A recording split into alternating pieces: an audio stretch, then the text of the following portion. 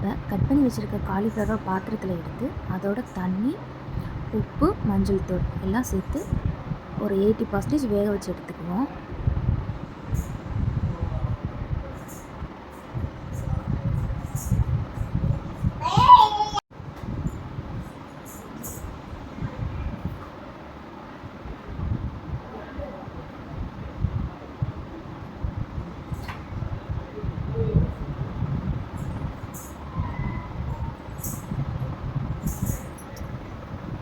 இப்போ ஒரு பாத்திரத்தில் எண்ணெய் ஊற்றி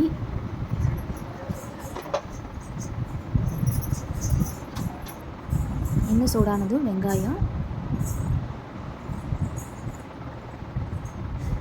ஒரு 5-6 பல்லு பூண்டு,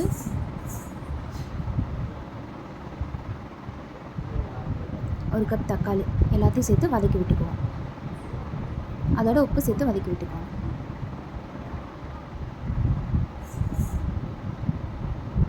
இப்போ இது நல்லா வதங்கட்டும். மூடி போட்டு மூடி வச்சுக்கோங்க.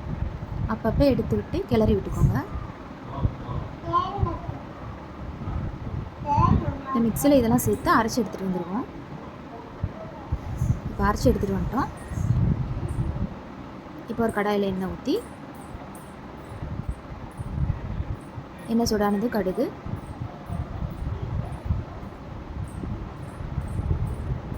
அதோட அரைச்சி பேஸ்ட் பண்ணி வச்சுருக்கோம்ல அதையும் சேர்த்து நல்லா வதக்கி விட்டுக்குவோம்.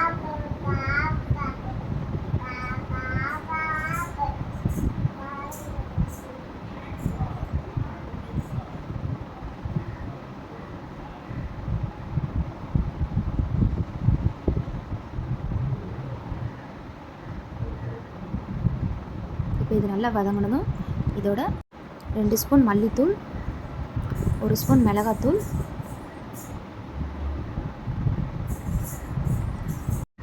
1 ஸ்பூன் கடலை மாவு, 2 ஸ்பூன் கரம் மசாலா எல்லாத்தையும் சேர்த்து நல்லா மிக்ஸ் பண்ணி வதக்கி விட்டுக்கிடுவோம்.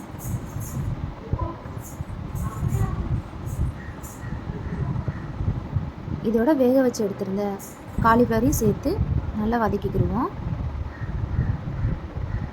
தேவையான அளவு தண்ணி சேர்த்துக்கோங்க.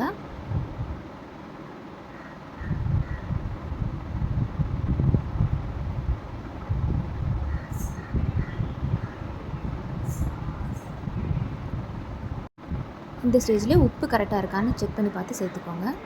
அதையும் சேர்த்து நல்லா மிக்ஸ் பண்ணிவிட்டு நல்லா கொதிக்கும் போது அப்பப்போ கிளறி விட்டுக்கோங்க.